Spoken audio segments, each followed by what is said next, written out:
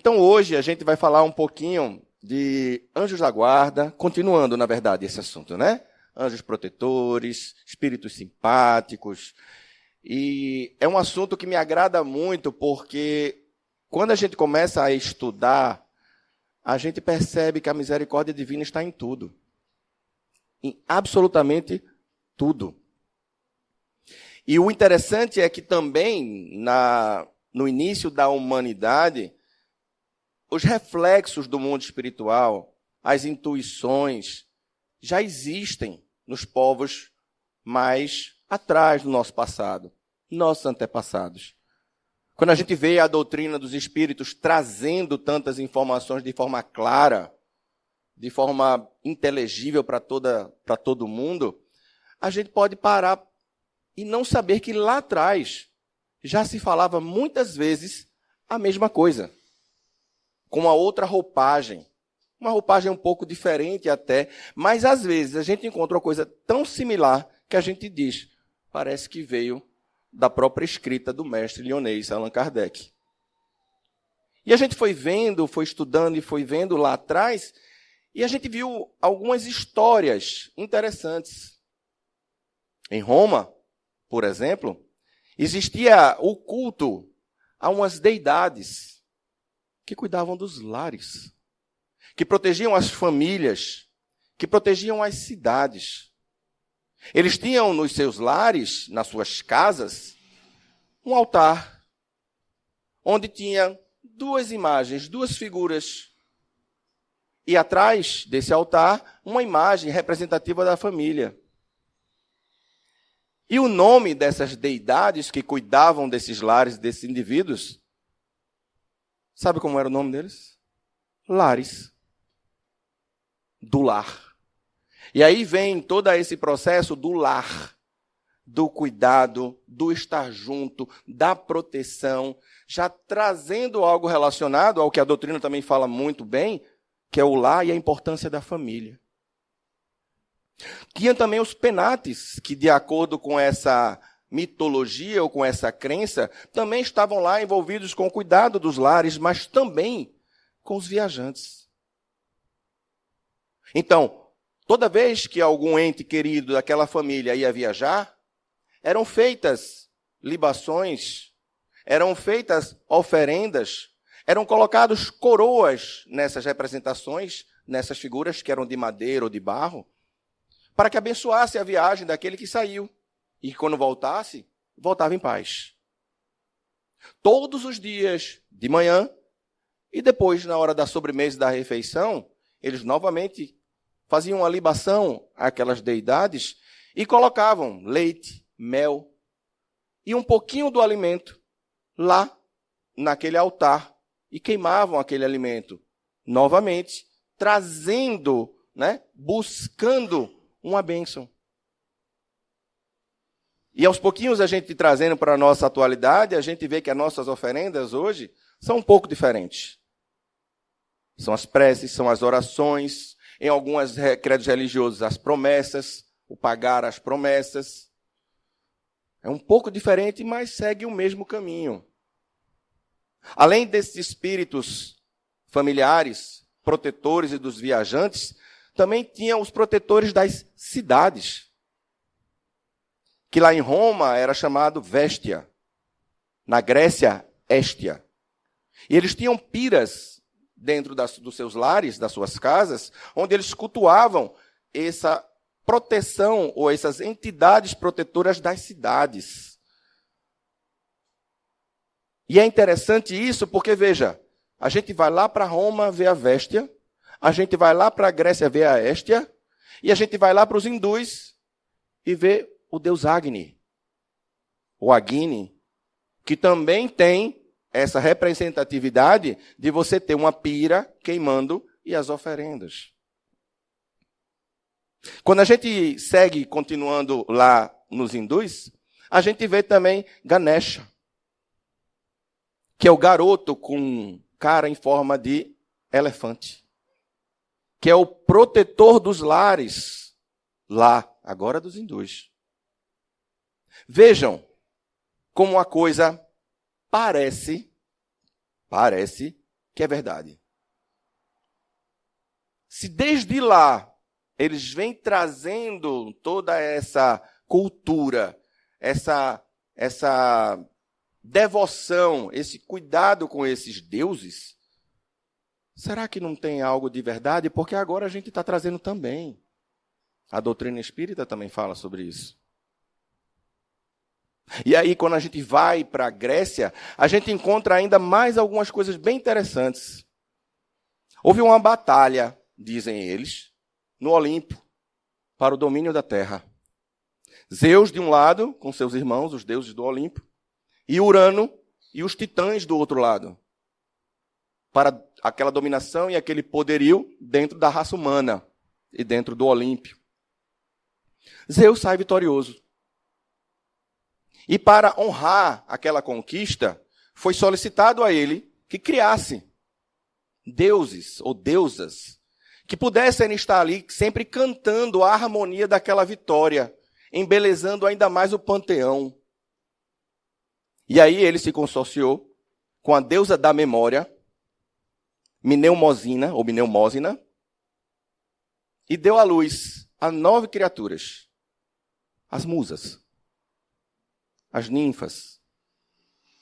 Musas essas que traziam inspiração, que cantavam ao lado de Apolo com sua lira, embelezando lá o panteão daquelas vozes harmoniosas, daquela música dos céus, etérica, aí, né, a quintessência, o éter, que é a substância que forma o Olimpo, que forma a morada dos deuses, que a gente chama aqui na doutrina espírita de quintessência, né? Quintessenciado, que é aquele espírito, o perispírito, que ele tem uma matéria mais fluida, mais etérica, a quintessência. E é interessante porque essas musas, elas começam a receber ou conquistar mais atributos. E começam a vir as especialidades. Uma, a voz. A outra, a dança. A poesia. Os hinos. A ciência, a astronomia. Os contos. E por aí vai. E a mitologia traz que os gregos, eles tinham o hábito de fazer de novo oferendas, principalmente nos lagos, nas lagoas, para atrair essas ninfas, para inspirar-lhes nas suas artes, nos seus afazeres. E aí Allan Kardec é interessante, porque a gente vai ver nas perguntas, ele pergunta exatamente essas coisas que a gente começou a falar. Eu lembro, e aí... eu digo minha idade quando eu vou dizer isso, mas tudo bem, vamos embora. Não sei se vocês aqui já assistiram um filme chamado Xanadu. Xanadu, com Olivia Newton-John, né? Tem Gene Kelly também, que é um filme que mostra exatamente uma história de amor, de amorosidade, de companheirismo, mas de um artista que ele estava se sentindo falido, depressivo, melancólico, e uma deusa, uma musa, recebe a incumbência de inspirar-lhe a fazer suas obras. E a coisa do Deus, do humano, do Deus e do humano é uma coisa tão interessante que essa deusa se apaixona por ele. E aí começa todo um fuzuê dentro daquele filme. Eu não vou contar tudo, eu sugiro que assistam. O filme é muito bonito, é musical, tem muita dança, músicas belas, músicas bonitas, aquela coisa que dá para você assistir com a família, tranquilo, comendo uma pipoquinha. Sugiro. E muitas vezes a gente se emociona vendo o filme. Tem cenas lá que as lágrimas caem. E mostra essa coisa do amor, da amorosidade, do cuidado, da troca, da experiência e do mentorado. Da mentoria, do mentor e do mentorado. Então, assim, é muito interessante quando a gente começa a ver que já se falava desses espíritos e trazendo essa categorização, inclusive, que a gente tem no Livro dos Espíritos. Que a gente tem Allan Kardec nas suas perguntinhas aos espíritos. E aí eu vou pedir licença para ler, então, essas perguntas e essas respostas. E aí vocês vão ver como casa com as histórias que eu acabei de contar.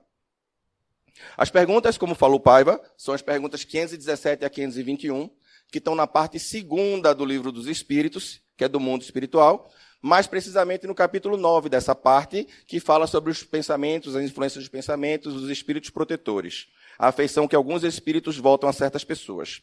Tá? Então vamos lá. 517. Haverá espíritos que se liguem a uma família inteira para protegê-la? Alguns espíritos se ligam aos membros de uma determinada família que vivem juntos e unidos pela afeição, mas não acrediteis em espíritos protetores do orgulho das raças. 518.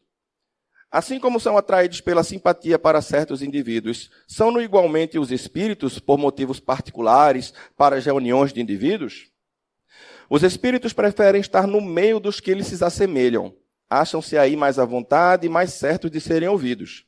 É pelas suas tendências que o homem atrai os espíritos, e isso quer esteja só, quer faça de um todo coletivo, como uma sociedade, uma cidade ou um povo. Portanto, as sociedades, as cidades e os povos são de acordo com as paixões e o caráter neles predominantes, assistidos por espíritos mais ou menos elevados. Os espíritos imperfeitos se afastam dos que os repelem.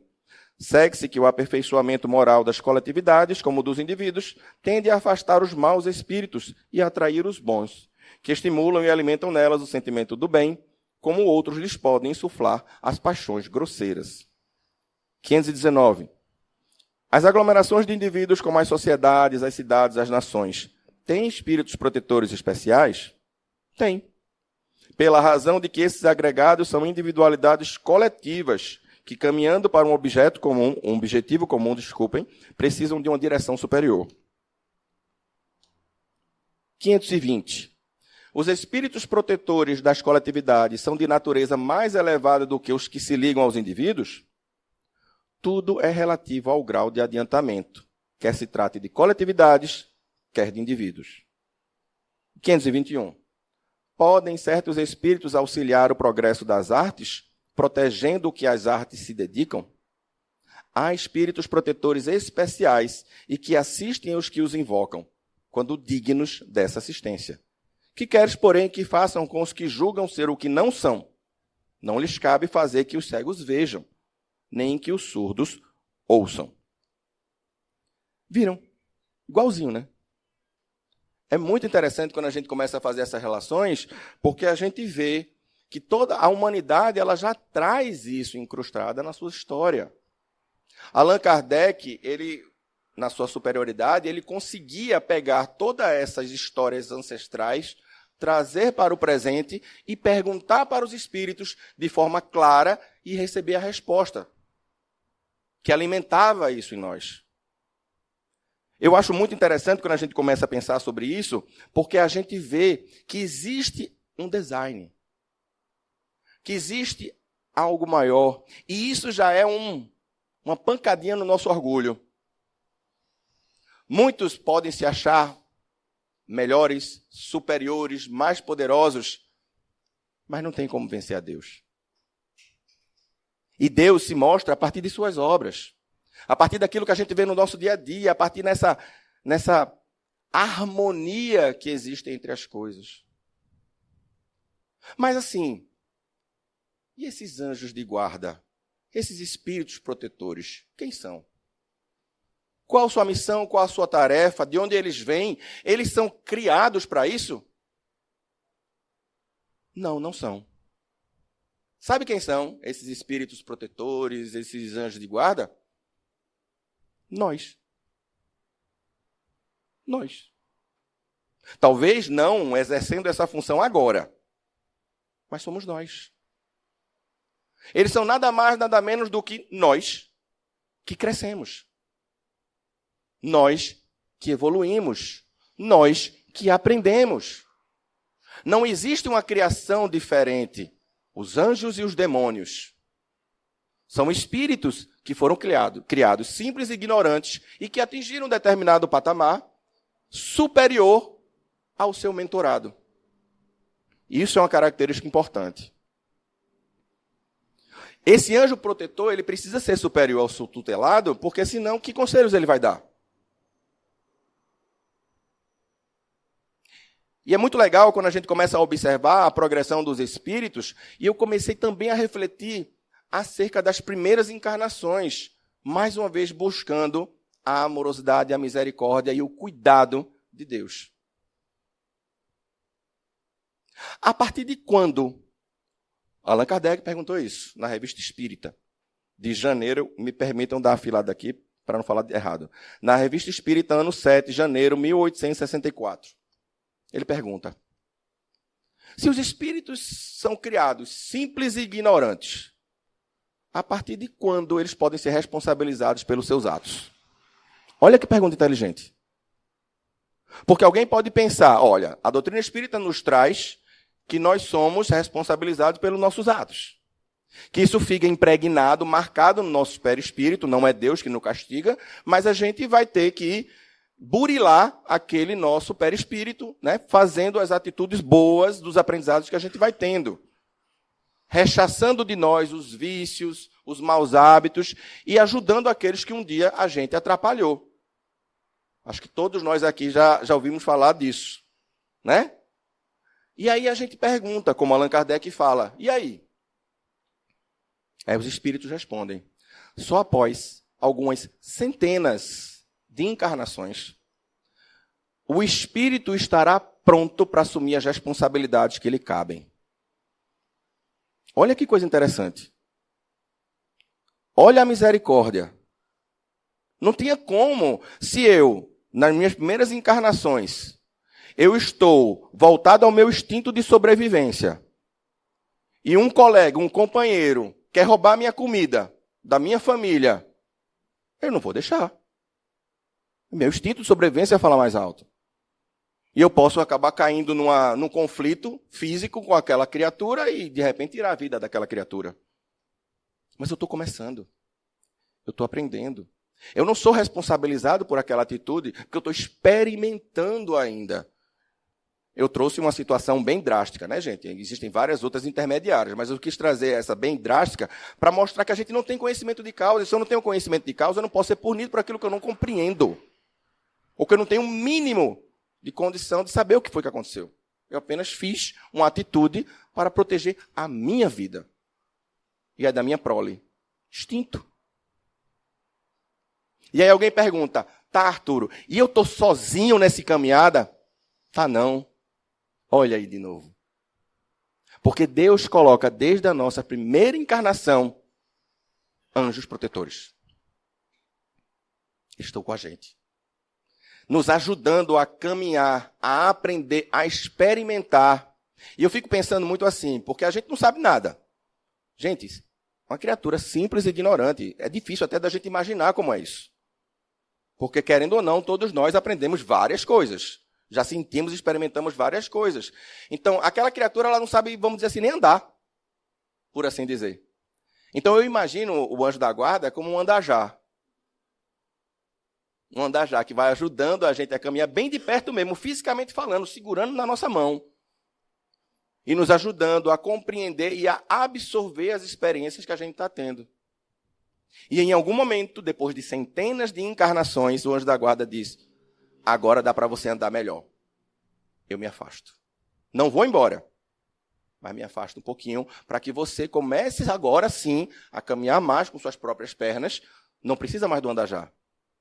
E seguir aprendendo e fazendo o que você precisa fazer. E o anjo da guarda começa do mesmo jeito.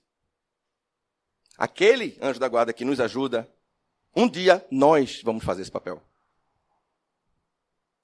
E essa misericórdia é tão interessante de Deus, que quando a gente vai para o reino animal, alguém aqui já assistiu algum filme, ou aquela National Geographic, ou Animal Planet, O Nascimento de uma Girafa?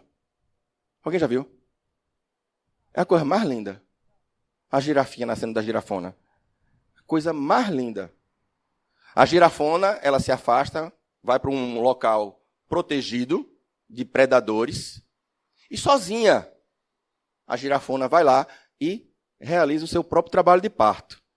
Não tem doula, não tem enfermeira, não tem médico, não tem assistência. Está lá, sozinha. E aí a girafinha nasce. Supula, puf, cai no chão. Poucos minutinhos ela começa a se dar um tremelique, vai se levantando com aqueles cambitinhos, tentando se ficar em pé, e daqui a pouco está feliz da vida, saltitando, pulando e acompanhando a mãe. Instinto. O animal. que está num processo de desenvolvimento do princípio espiritual, mas ainda está longe de ser um espírito hominal.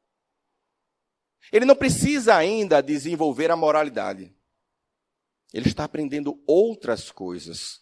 Reprodução, respiração, companheirismo, família, digestão, processos orgânicos, imunologia para se proteger de doenças.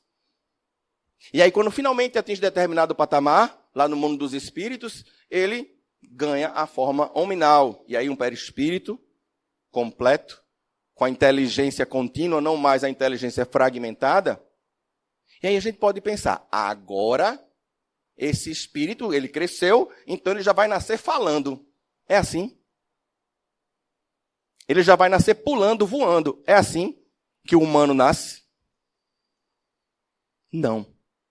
O humano nasce completamente dependente.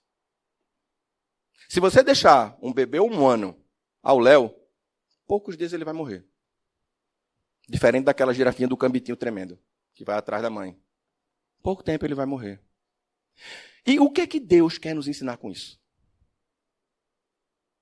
Cuidado. Cuidado, que vai ser esse movimento interno para nos levar ao amor. Olha aí a sintonia.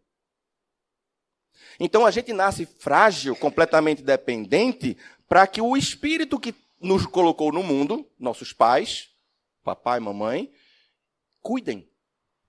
E comecem a desenvolver cada vez mais essa noção do cuidar, do amar, do conhecer, do respeitar. E isso é tão importante que quando a gente vai ler a doutrina dos espíritos, a gente vê que reencarnam nas famílias, muitas vezes, espíritos que são inimigos. Inimigos. E aí, diferente do que Umbelina disse, né, que na família dela não tem nenhum problema, na minha tem. Na de vocês talvez tenha também. Eu acho que não é tão distante assim não, viu, Umbelina? Mas enfim. Arthur, então você quer dizer que aquela pessoa que está na minha família, que é um pouco diferente, é meu inimigo? Não, eu não estou dizendo isso.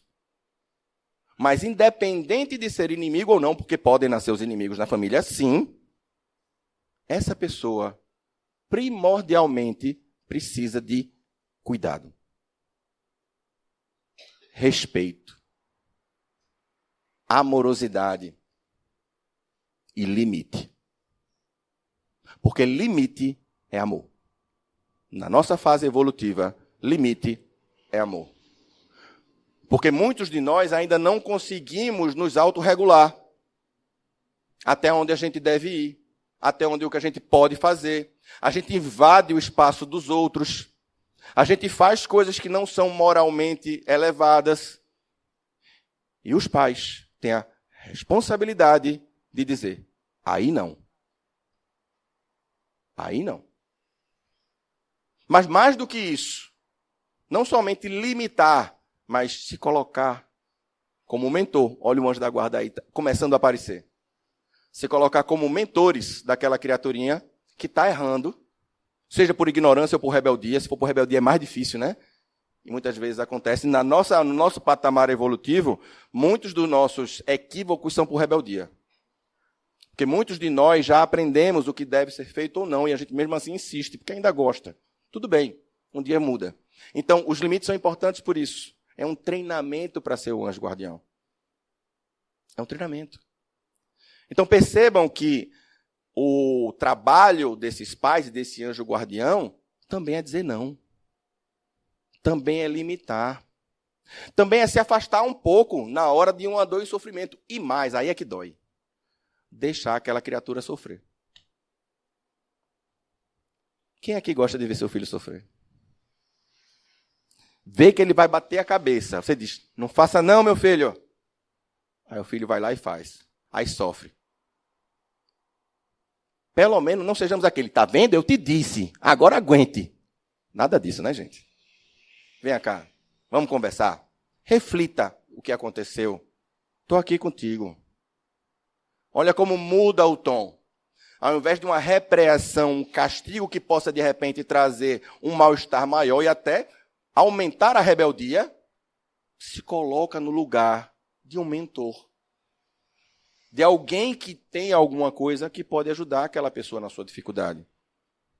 Talvez não numa primeira vez, numa segunda, numa terceira, numa quarta, mas na quinta ele escuta. A questão é a gente também aprender, né? E muitas vezes o anjo do guardião, ele também fica naquela posição de ver o sofrimento e deixa. Ele precisa passar por isso. Da mesma forma que os pais. Ele precisa passar por isso. Tem um filme, eu não sei se vocês já assistiram, que é a história de Ray Charles, que é aquele pianista cego, que é estrelado por Jamie Foxx, numa atuação brilhante. E tem uma hora que ele criança, né, ele se lembra dessa cena, ele criança, já cego, ele está correndo e leva uma queda. No que ele leva uma queda, a mãe dele vê, está pertinho, e tem um impulso de socorrer. E ele começa a gritar, socorro, mãe, socorro, mãe, socorro, mãe. E ela calada. E começa a chorar. Calada, fica parada. E ele, socorro, mãe, socorro, me ajude, socorro. E ela calada, chorando. Aí daqui a pouco ele vê que não há uma mãe ali do lado, apesar dela estar. Enxuga as lágrimas. Começa a escutar os sons dos ambientes. Começa a se localizar. Se levanta. E aí começa a ir experimentando, através do som, o ambiente. E ela olhando, seguindo ele, de pertinho, mas sem falar que estava lá, né? E ele vai no fogo, bota a mão, se queima um pouquinho, mas tira, percebe? Tem lá, vai na parede, e aí ele escuta um grilo. E aí ele escuta um grilo no chão, aí vai atrás do grilo, tateando assim, pega o grilo, bota no ouvido e fica rindo com o barulhinho do grilo. Há pouco tempo ele estava desesperado, chorando, pedindo socorro. E ali ele rindo, com um grilinho assim, fazendo, e daqui a pouco ele diz, mãe, eu sei que você está aí. Eu estou lhe ouvindo. Aí ela se desaba, né? Se desaba em chorar, e aí se ajoelha, abraça a criança, chorando. E aí a inocência. Mamãe, por que você está chorando? Somos nós, em aprendizagem. O anjo da guarda talvez até não chore, mas ele também sente aquela dor e aquele sofrimento que a gente possa estar sentindo. E acompanha a gente no nosso dia a dia, mas não, ele não vai. Pronto, eu estava fazendo orientação de trabalho científico agora com o pessoal na faculdade, e aí o prazo apertou e o pessoal estava meio complicado, e eu dizendo, sempre tentando orientar para fazer aquela coisa melhor, e aí em algum momento eu não estou conseguindo fazer tal, tá muito apertado, estou cheio de coisa para fazer, professor, o senhor pode ajudar mais, fazer para a gente? Não. Eu já fiz a orientação. Estou aqui para ajudar nas análises e nas correções, mas eu não posso fazer por vocês. Simples assim. E é assim o nosso anjo da guarda. A gente precisa estar observando esses movimentos para cada vez mais a gente aprender a servir de forma com cuidado, com amor. E é interessante porque os espíritos também trazem que quando a gente começa a agir só por instinto, a gente pode até sempre acertar, mas a gente não cresce. É necessário desenvolver essa inteligência. E René Descartes, ele traz para a gente, quanto mais conhecimento eu tenho, maior a probabilidade de eu acertar, de escolher o caminho correto. E é a inteligência, que aos pouquinhos ela vai sobrepujando o instinto. E nós vamos crescendo, experimentando. Nossa margem da ilha vai crescendo e a gente vai vendo coisas que a gente não via. Então a gente começa a ampliar nossos conhecimentos. E junto com grandes conhecimentos e poderes vem grandes responsabilidades. Tio Ben, né? Homem-Aranha, para quem sabe. Com grandes poderes vem grandes responsabilidades. O livre-arbítrio se alastra, mas a responsabilidade vem junto. Então, quanto mais eu conheço, mais eu aprendo, mais eu sei o que escolher. Daí eu não poder ser imputado de nenhum crime de consequência quando eu estou na minha primeira encarnação, porque eu não tenho conhecimento de nada, mas agora eu tenho. Então, quanto mais responsabilidade eu tenho. Imagina um anjo da guarda que não sabe o que está fazendo, acompanhando a gente. Deus faria isso? Não. Mas vocês sabiam, né? Eu acho que, na verdade, Alan falou isso na semana passada, mas é bom a gente relembrar, Só para a gente ver as categorias que a gente está falando. Não existem só os espíritos protetores. Não. Alguém aqui já ouviu falar do mau gênio? Mau gênio. Mau gênio? Não, ninguém. Quem dá mais? Ninguém. Mau gênio é aquele espírito cabuloso. É aquele que não gosta do bom, não gosta do bem. Ele olha para tu e diz, não fui com a tua cara. Não necessariamente ele tem uma ligação do passado contigo, mas ele não foi com a tua cara. E ele deliberadamente chega perto de você para te apuzinhar o juízo. E fica, né? Todas as noites. Um elefante incomoda muita gente. Dois, ninguém dorme. É só pesadelo, só sonho ruim. Coisa ruim, sensação ruim, mal-estar, doença. Provocado por essa criatura, mas com um aceite nosso. Mas, Arthur, eu não quero ficar doente, não. Eu não quero ficar sem dormir com pesadelo, não. Então, modifique os hábitos que atraem esse cidadão. Porque é vibração. Ele vai se atrair de acordo com as características que você executa, e nem necessariamente executa, mas pensa. Então, esse é o mau gênio. Aí tem os espíritos simpáticos. Eu adoro os espíritos simpáticos, porque existem vários no nosso caminho. No trabalho, em casa, nas festas. Né? São aqueles espíritos que eles podem ser bons ou maus. É aquele que chega para tu no ouvido e diz assim, Arturo, hoje é dia, sextou. Bora ali tomar uma. Opa!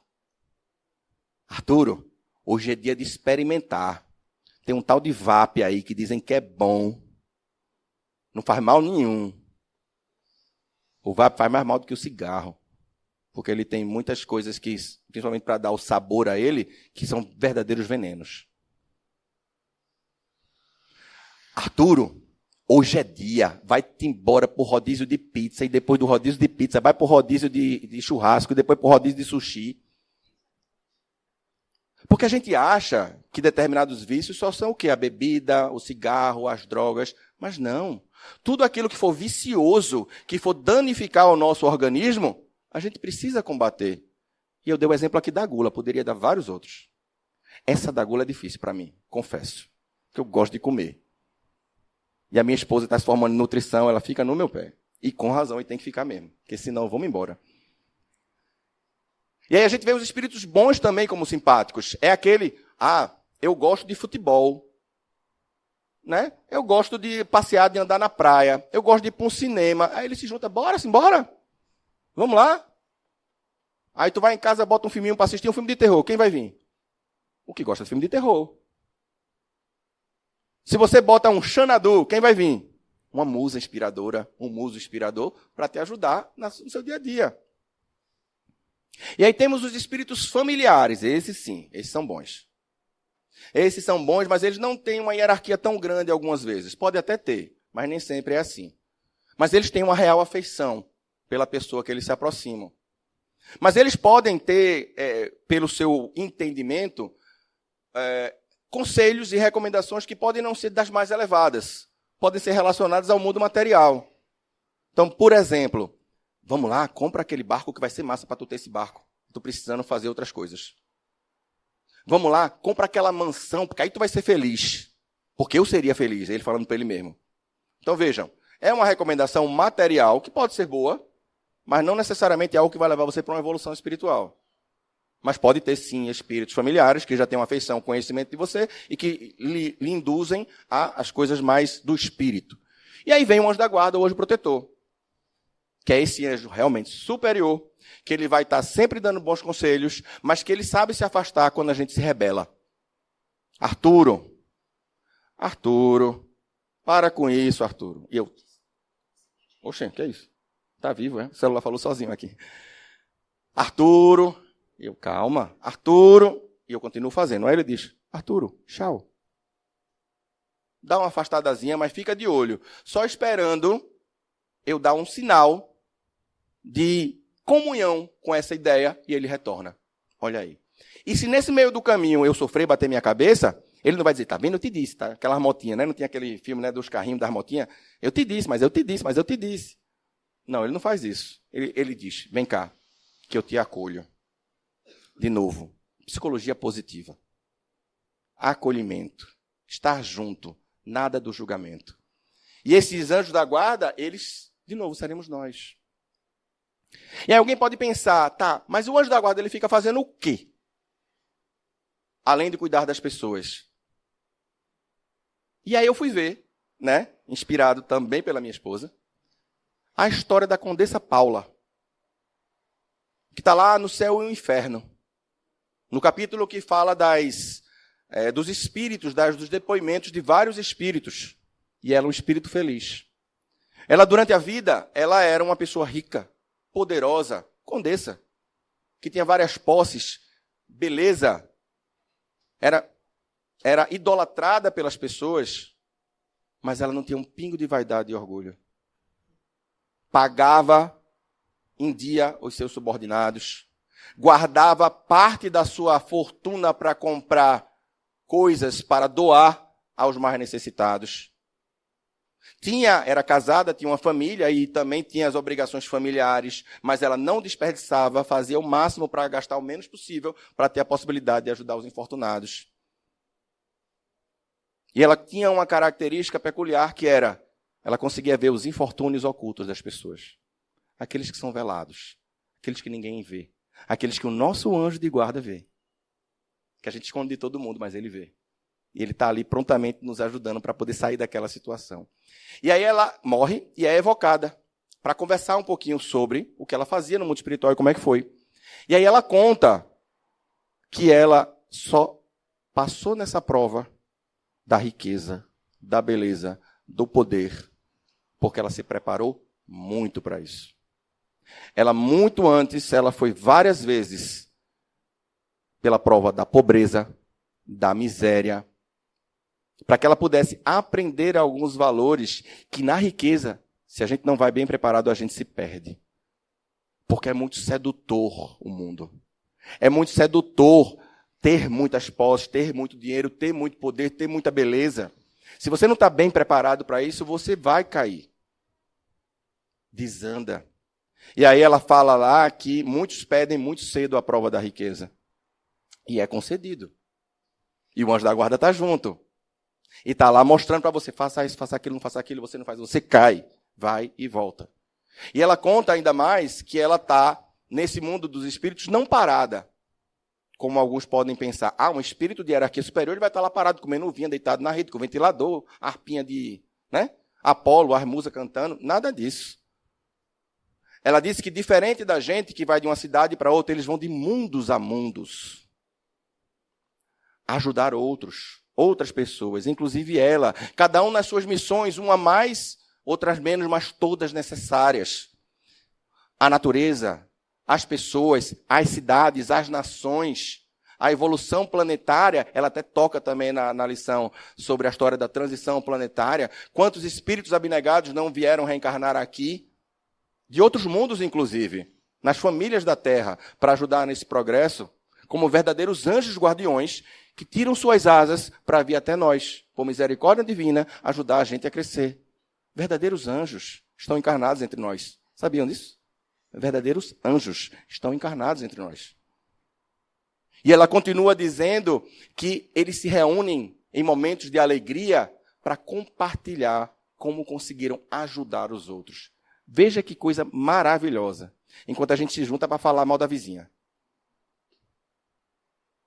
Enquanto a gente se junta para falar mal do chefe. Eles se juntam para falar das alegrias de ajudar alguém. Pensemos. Quem nós somos? Quem nós queremos ser? Qual é o nosso guia? Qual é o nosso modelo?